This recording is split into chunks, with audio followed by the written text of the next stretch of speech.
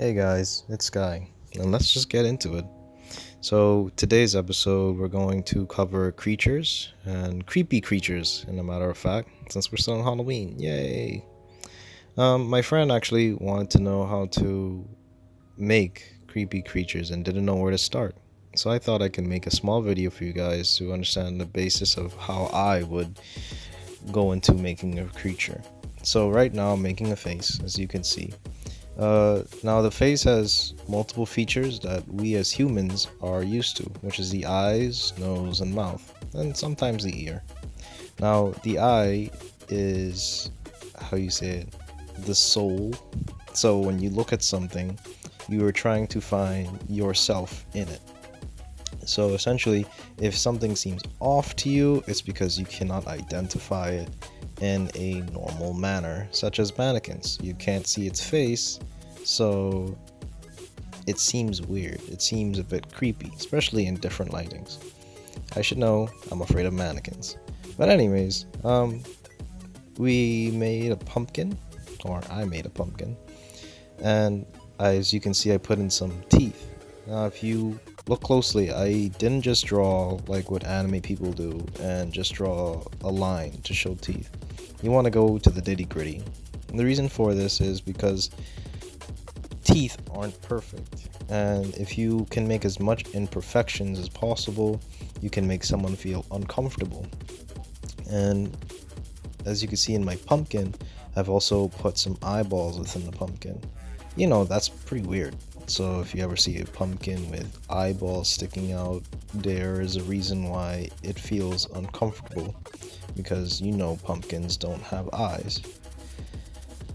Now, if we go to the teeth, again, it's more of how you form the teeth, make things different sizes. You want to show some gum, the fleshy part that your teeth stick to.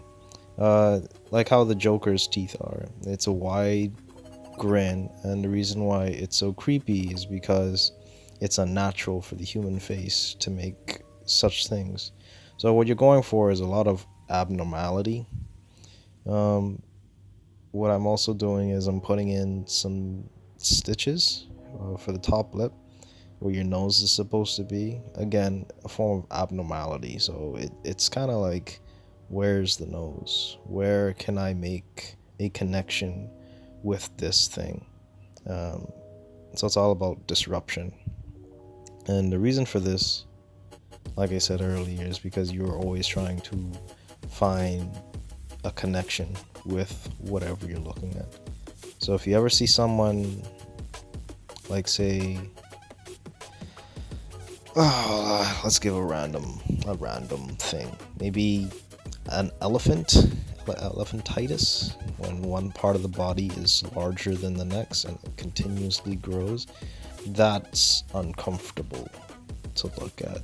I mean, I don't want to be mean or rude, but it is uncomfortable for people who are not used to seeing such things. So, like what I did with the eyes, one eye is blank while the next eye has life. Light always allows a form of life inside your work. So when you see something that's just a blank stare and it's matte, you kind of feel like it has no soul. This is why a lot of cartoons, when they do their stuff and someone is sad and they feel like they lost all hope, light disappears. It shows that they're dead. So essentially, or fish eyes, as you can call it. Fish eyes are normally dead eyes, so they're wide, pupilled, and you can't really make a connection to it because it's just lost, and you're trying to find something within it. So it's obviously scary sometimes. I decided to use this and put it all together for you guys to show that stuff like that happens. So as you can see, I made that little creature on the side while I'm making another one. Texture also adds to a creature. So I'm zooming into this creature right now to give you an example where you can use texture and darkness, because something that you cannot see is obviously scary, because humans don't are afraid of the unknown. Yeah, humans are afraid of the unknown.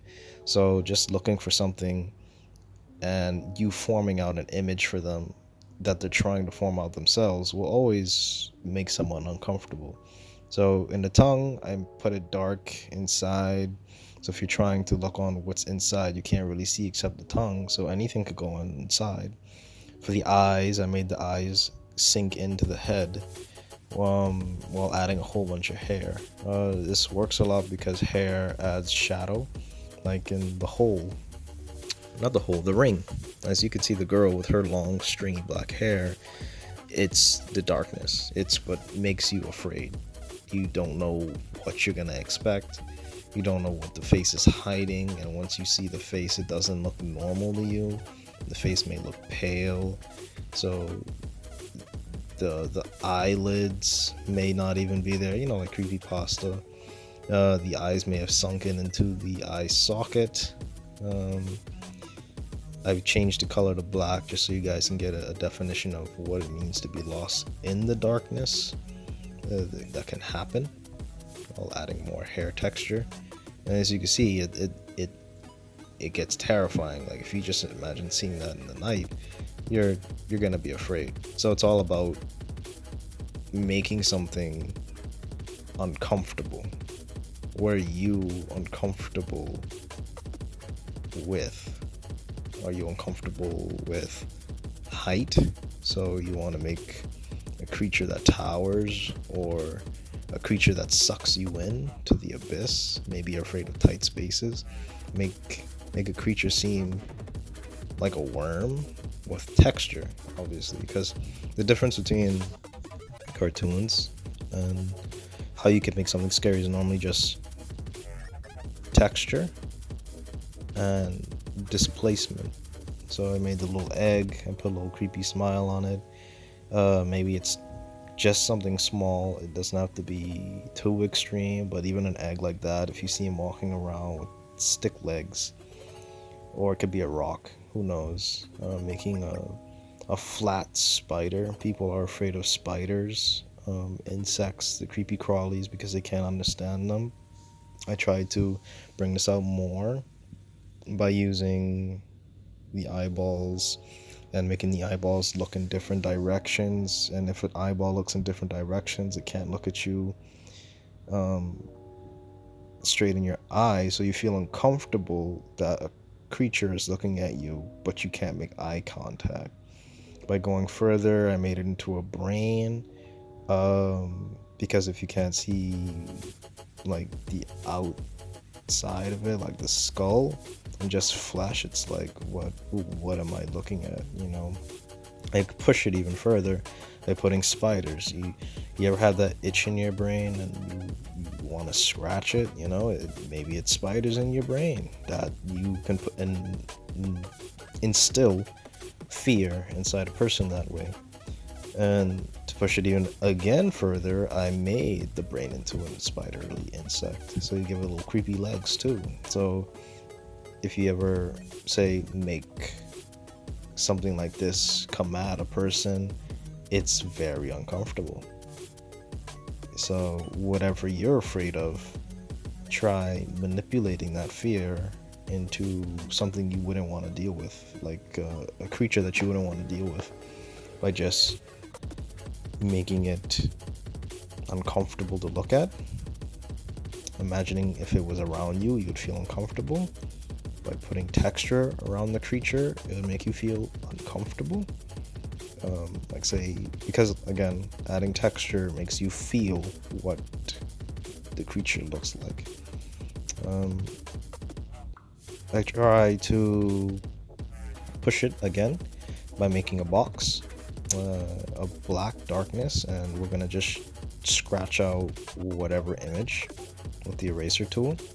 And you most likely are trying to make an image that someone should see while looking at your art. So essentially trying to make it creepy as possible in the darkness. Like if a face popped out, how would the light hit your creature? How would the light hit this thing to make it feel uncomfortable, you know? So that's kind of the plan that I was going for. Um, I'll be honest, I was a bit off with my lighting, but I still went with it because even if you feel like you're not getting anywhere with your art, just keep going. You might get an image off of it. Um, so in this one, I used the dead eyes to, I don't know, make you feel something. And then I put a mouth on the forehead because a mouth does not belong on the forehead. So obviously, it'll make it kind of creepy. And I pushed it even further by making a creature develop on the forehead, like a wart ghost type of thing. I don't know. I don't know. It's just make it as uncomfortably weird as possible. Something you don't want to see at night.